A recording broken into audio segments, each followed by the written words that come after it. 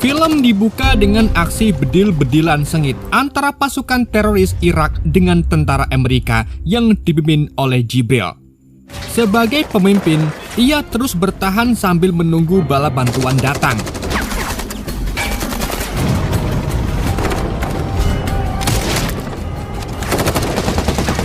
Setelah pertempuran makin kacau, bantuan akhirnya tiba. Jibril pun segera memerintahkan Traeger yang bertugas sebagai sniper untuk turun dari posisi atas dan bergabung ke barisan utama. Sayangnya, ketika mereka menjemput Paul, Jibril dan yang lainnya terkejut karena Paul terpaksa menembak seluruh sandera yang mencoba melawan. Kini pasukan Jibril pun terkepung dari segala arah. Bahkan Traeger sempat terkena ledakan bazooka. Untungnya, ada Leah yang bertugas sebagai tenaga medis dengan sigap menolongnya. Melihat kondisi semakin memburuk, dengan sigap, Jibril pun memerintahkan timnya untuk menerobos maju. Sementara dirinya menahan serangan musuh seorang diri. Akan tetapi, nasib berkata lain.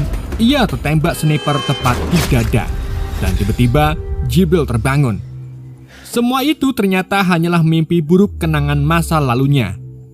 Dalam keadaan panik, ia pun meminum Mixagrip untuk menenangkan diri.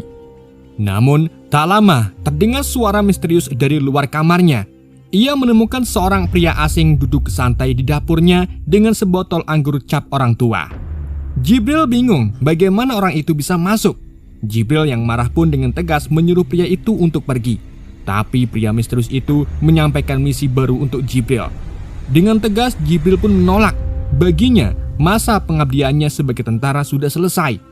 Tapi pria itu menjelaskan bahwa tugas ini bukan untuk negara, melainkan demi menyelamatkan seluruh umat manusia, baik, yang jahat, bahkan yang berdosa. Sebelum Jibril sempat berpikir lebih jauh, pria itu menghilang begitu saja. Keesokan paginya, Jibril menjalani aktivitas seperti biasa. Ia memulai paginya dengan berangkat kerja. Di tengah perjalanan, ia disapa oleh gadis kecil yang sedang bermain masak-masakan dan mengajaknya bermain. Tapi Jibril menolak karena harus buru-buru bekerja. Gadis kecil itu tampak kecewa karena Jibril selalu menolaknya bermain. Cerita lalu berpindah ke bawah jembatan Suramadu, tempat berlangsungnya duel gelap hadiah uang besar. Di sana muncullah Marcus Horizon, pria botak bertubuh kekar yang masih jago bertarung meski usianya tak muda lagi. Ia bersama asistennya bernama Kriwell. Marcus menang dan membawa pulang banyak uang.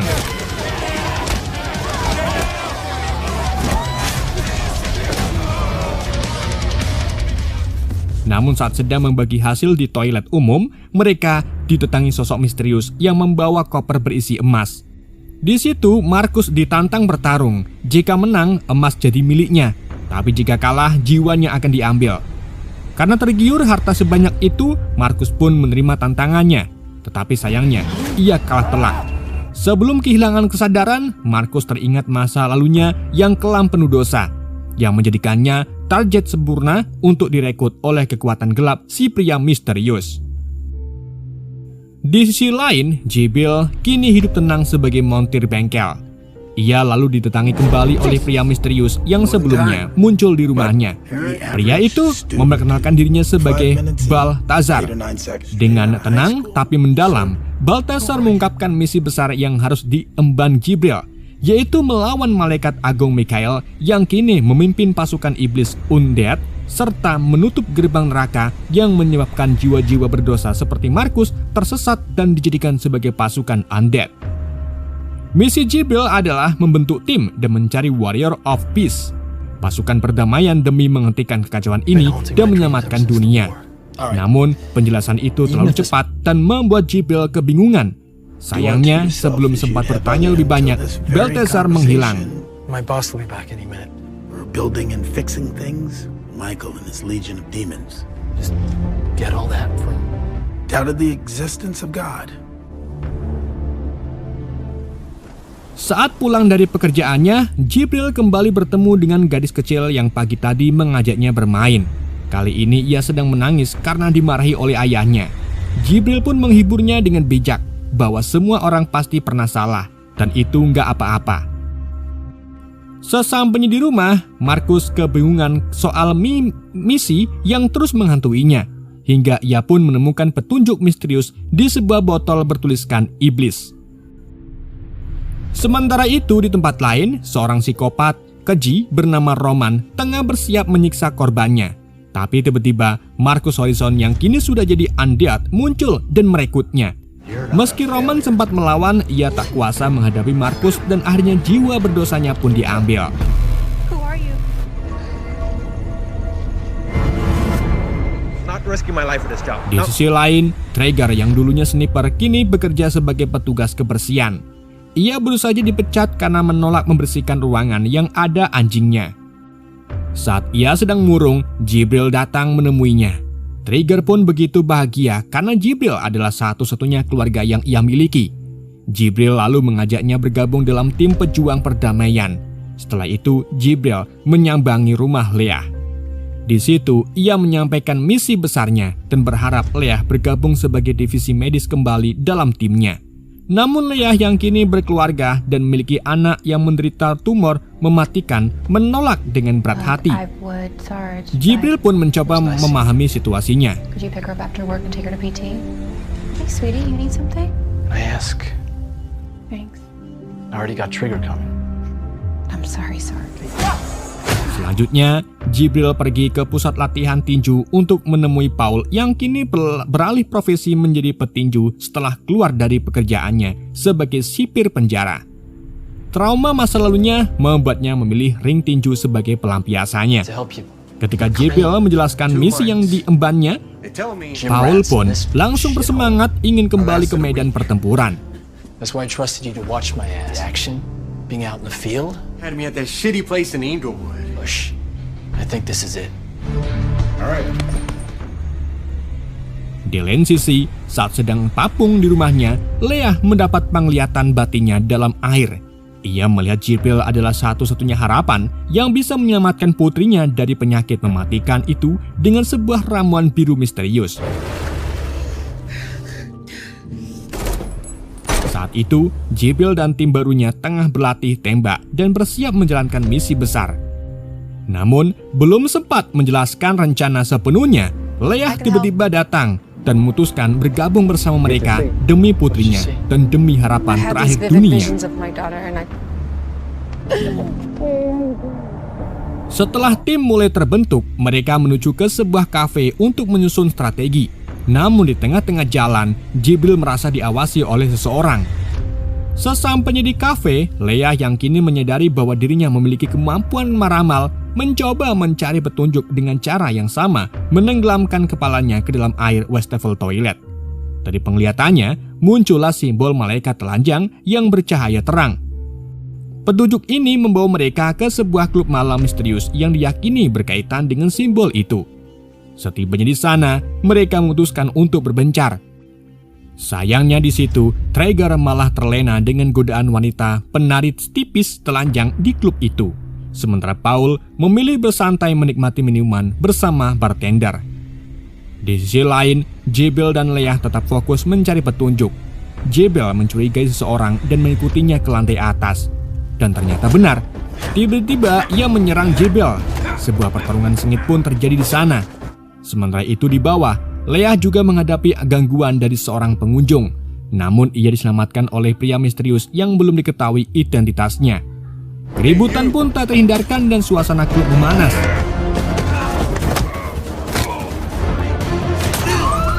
Jibril yang tengah bertarung di lantai atas mendapat bantuan dari bartender yang sebelumnya melayani Paul.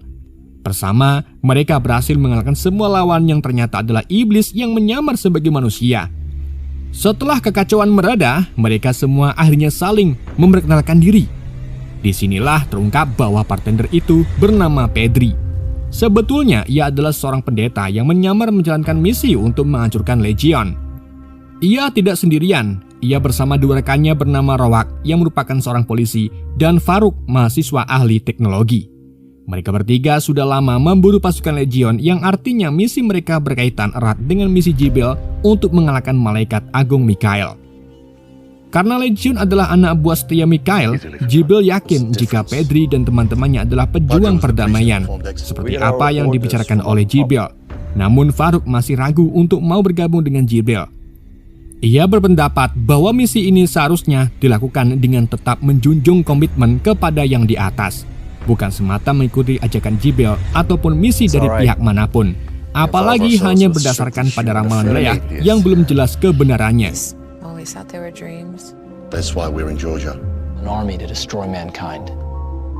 We wouldn't hear it from channels that we have to go down. Right to be suspicious, I would be. Setelah pertemuan dengan Pedri, Jibril dan timnya kembali berkumpul untuk menyusun strategi di sebuah tempat biliar. Di situ, Paul akhirnya bertanya kepada Jibril kemana sebenarnya arah misi ini. Namun jawaban Jibril cukup mengejutkan. Ia hanya berkata bahwa mereka harus melangkah berdasarkan keyakinan dan keimanan.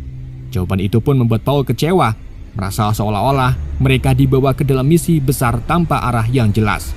Namun, saat mereka masih mencari kejelasan, Leah tiba-tiba mendapatkan email dari seseorang bernama Newton. Dalam email itu, Newton mengundangnya ke sebuah lokasi misterius. Leah pun segera menyampaikan kabar itu kepada Jibril. Dan akhirnya, Paul yakin bahwa petunjuk ini adalah bukti dari apa yang baru saja dikatakan oleh Jibril bahwa keyakinan akan membawa mereka ke jalan yang benar. Saat tiba di tempat yang dimaksud, mereka disambut oleh seorang wanita bernama Deborah. Ia tampaknya sudah tahu betul tentang misi Jibril dan peran penting mereka dalam menyelamatkan umat manusia. Di sana, Deborah membagikan senjata khusus kepada masing-masing anggota tim. Pertama, Trigger, sang penembak jitu. Awalnya ia kecewa karena hanya diberi senjata berupa kunai kecil. Namun Deborah menjelaskan bahwa itu akan mengajarkannya untuk bijak dalam menggunakan senjata.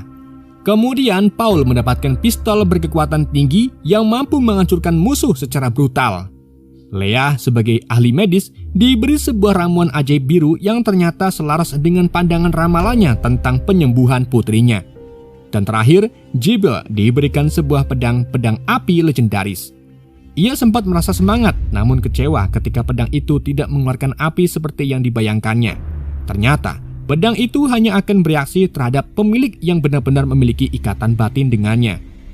Setelah semua anggota menerima senjata tersebut, Jibril dan timnya pun meninggalkan tempat itu dan semakin siap untuk menghadapi pertempuran besar yang akan datang.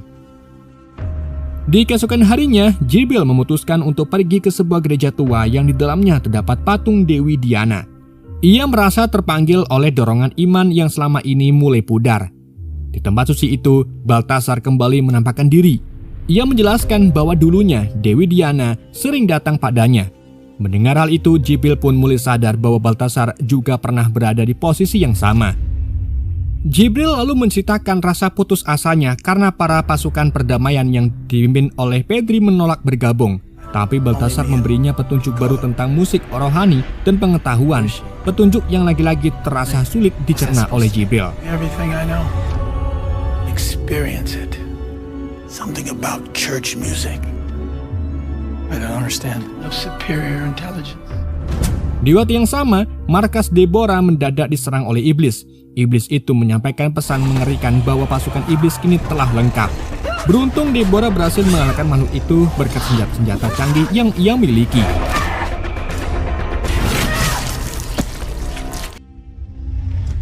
Sementara itu, Mikhail semakin aktif membentuk pasukannya. Ia mendatangi sekelompok gangster di pemandian air panas. Meski awalnya geng tersebut menolak bergabung, Mikhail dengan kekuatan luar biasanya mampu mengalahkan mereka semua, sehingga memaksa ketuanya tunduk dan menjadi bagian dari pasukan iblis. Keesokan harinya, Jibril dan timnya mengikuti petunjuk dari Baltasar menuju sebuah perpustakaan untuk mencari jejak keberadaan Mikhail. Namun alih-alih menemukan informasi, mereka justru dihadang oleh segerombolan iblis baru, anak buah gangster yang baru saja direkrut oleh Mikhail. Para iblis ini beringas dan sangat kuat yang membuat Jibril dan timnya kewalahan.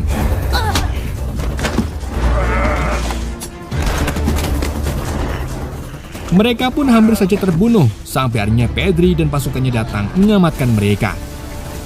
Iblis-iblis itu pun berhasil dikalahkan. Usai pertempuran, Jibril bertanya kepada Pedri apa yang membuatnya berubah pikiran. Pedri lalu mengungkapkan bahwa dirinya mendapatkan informasi tentang penyerangan iblis terhadap Deborah.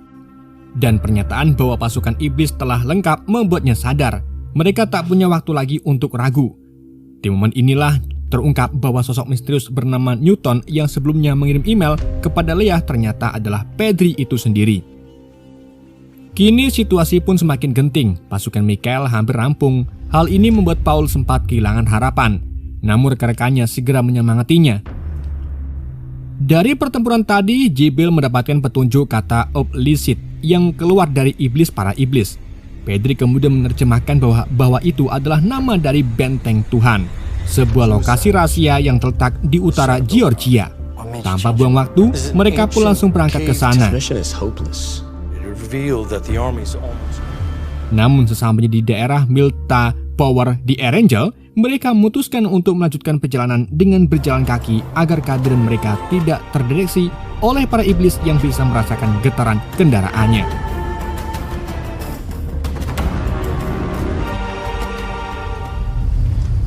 Akhirnya mereka pun sampai di tempat tujuan, tapi belum sempat mencari jejak Mikhail, tiba-tiba mereka diserang oleh sosok iblis berwujud kadal raksasa.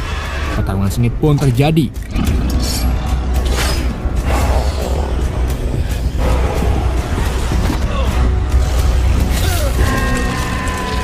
Dalam pertempuran itu, Patrick terluka cukup parah dan pedang api Jibril pun tak bisa berfungsi digunakan. Untungnya Traeger berhasil melumpuhkan monster itu dengan satu lemparan kunai yang tepat mengenai kepalanya. Iblis raksasa itu pun akhirnya tumbang. Sesampainya di markas, Pedri langsung mendapatkan perawatan dari Leah, tapi suasana hati tim sedang tidak baik-baik saja. Paul terlihat sangat ketakutan. Ia merasa tak sanggup lagi menjalani misi penuh ketekanan ini, dan akhirnya memutuskan untuk keluar dari tim. Keputusannya pun membuat suasana semakin muram. Jibril pun makin terbebani. Ia mendatangi Deborah untuk curhat soal pedang apinya yang masih belum juga mengeluarkan kekuatan.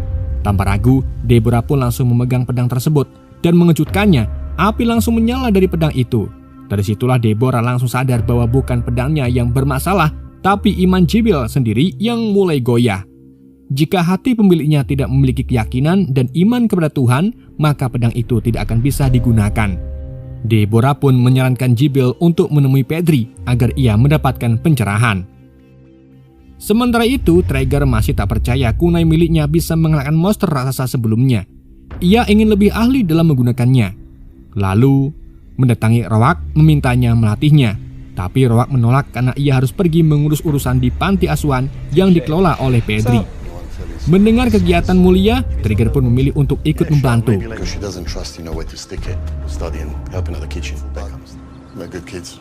Namun di tengah perjalanan, mereka malah dihadang oleh legion bersama iblis yang mengendarai motor cross. Aksi kejar-kejaran pun tak bisa dihindarkan. Sampai akhirnya, Roark berhasil menjatuhkan salah satu iblis dan membuat mereka selamat. Di tempat lain, Jibril menemui Pedri untuk memahami makna sejati dari pedang apinya. Pedri menjelaskan bahwa keberanian hanya bisa datang dari keyakinan yang utuh. Ketika waktunya tiba, pedang itu akan menyala sendiri. Kunci utamanya adalah Jibril harus percaya pada dirinya sendiri. Di saat itu juga, Farouk datang tergesa-gesa membawa kabar penting. Ia mendeteksi sinyal kekuatan besar di daerah hutan Rutsiski. Tanpa buang waktu, mereka semua pun langsung bergerak menuju ke lokasi tersebut. Sesampainya di hutan, mereka kaget bukan main. Iblis kadal raksasa yang pernah mereka kalahkan kini muncul kembali dengan jumlah lebih banyak. Di saat itu juga, dengar suara siulan dari kejauhan yang membuat iblis kadal itu tiba-tiba menghilang begitu saja. Di balik pepohonan, Paul tiba-tiba datang menghampiri mereka. Paul mengaku bahwa sejak keluar dari tim, ia terus diikuti oleh iblis dan akhirnya melihat langsung sosok Mikhail yang sedang disembah oleh pasukan iblis. Dan kini Paul pun ingin kembali bersama Jibril. Setelah mengikuti petunjuk dari Paul, Jibril dan tim akhirnya sampai di sebuah kuil yang terasa mencekam. Namun belum sempat mereka masuk lebih dalam, tiba-tiba mereka dikepung oleh segerombolan iblis. Dan di saat itu juga, Paul berubah wujud menjadi sosok asli Mikhail. Mikhail lalu mengungkapkan bahwa selama ini ia telah berada di hadapan mereka menyamar sebagai Paul. Ia menjelaskan bahwa Paul dulunya adalah tentara yang penuh dosa karena dengan sengaja membunuh para sandera. Saat itulah Mikhail memanfaatkan dosa besar itu untuk merekrut jiwanya. Mengetahui hal itu, pertempuran besar pun tak bisa dihindarkan. Dalam pertarungan itu, Pedri terlihat duel sengit menghadapi Legion secara langsung. Tapi nasib tragis menimpanya, ia gugur tertusuk pedang Legion. Dalam detik-detik terakhirnya, Pedri menyerahkan kalung salib kepada Jibel. Begitu kalung itu menyentuh tangan Jibel, ia langsung mendapatkan pandangan batin menuju ke sebuah dimensi yang porak-poranda, dipenuhi api dan lava, dan di tempat itulah ia kembali bertemu Balthazar. Balthazar lalu menyeru Jibel memejamkan mata dan memperlihatkan kejadian masa lalu saat Jibel tertembak di Irak tepat di dadanya. Tepatnya saat ia menyelamatkan, melindungi seorang anak perempuan. Balthazar menegaskan bahwa seluruh tim percaya pada Jibel bukan karena kekuatannya, tapi karena mereka melihat cahaya Tuhan dalam dirinya. Mendengar itu, Jibel pun bangkit. Dengan tekad membara, Jibel kembali ke pertempuran utama. Ia menghadapi Mikhail dalam duel yang sangat dahsyat, namun kekuatan Mikhail terlalu hebat, membuat Jibel terdesak. Tapi di saat genting itu, sebuah pandangan batin muncul. Ia melihat sosok Tuhannya, dan kini pedang api legendaris pun menyala dengan kekuatan penuh. Sayap malaikat muncul dari tubuh Jibel, dan kini ia tak hanya manusia biasa, tapi pejuang ilahi.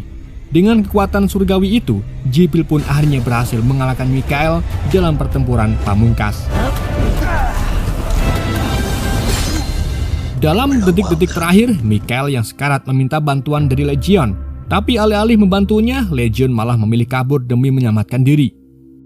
Di saat itu juga, sosok yang jauh lebih mengerikan muncul. Ia adalah Lucifer. Lucifer menghukum Mikhail karena sudah 2 kali gagal. Tapi sebelum ia sempat berbuat lebih jauh, Balthazar muncul dan menghentikannya. Pertempuran pun berakhir. Jibel kini menyadari bahwa semua ini adalah bagian dari takdirnya. Ia sadar bahwa dirinya sebetulnya telah mati saat perang di Irak, tapi Tuhan memberinya kesempatan kedua. Jibel pun perlahan terbang ke angkasa, meninggalkan dunia fana dan kembali ke tempat asalnya sebagai makhluk pilihan. Film pun ditutup dengan suasana damai, di mana Leah bersama anaknya yang kini sudah sembuh total. Ia lalu menghampiri gadis kecil yang dulu sering bermain bersama Jibel. Di situ Leah memberikan seperangkat cangkir teh mainan dan mengajak anaknya bermain masak-masakan. Mereka pun tertawa dan tersenyum bahagia. Film pun berakhir. Oke guys, itulah alur film Angel Fallen Warrior of Peace. Semoga kalian terhibur dengan alur cerita yang saya bawakan. Mohon maaf jika ada kesalahan dalam penyampaiannya ataupun penyebutan nama. Sekian dari Yende, sampai jumpa di video berikutnya.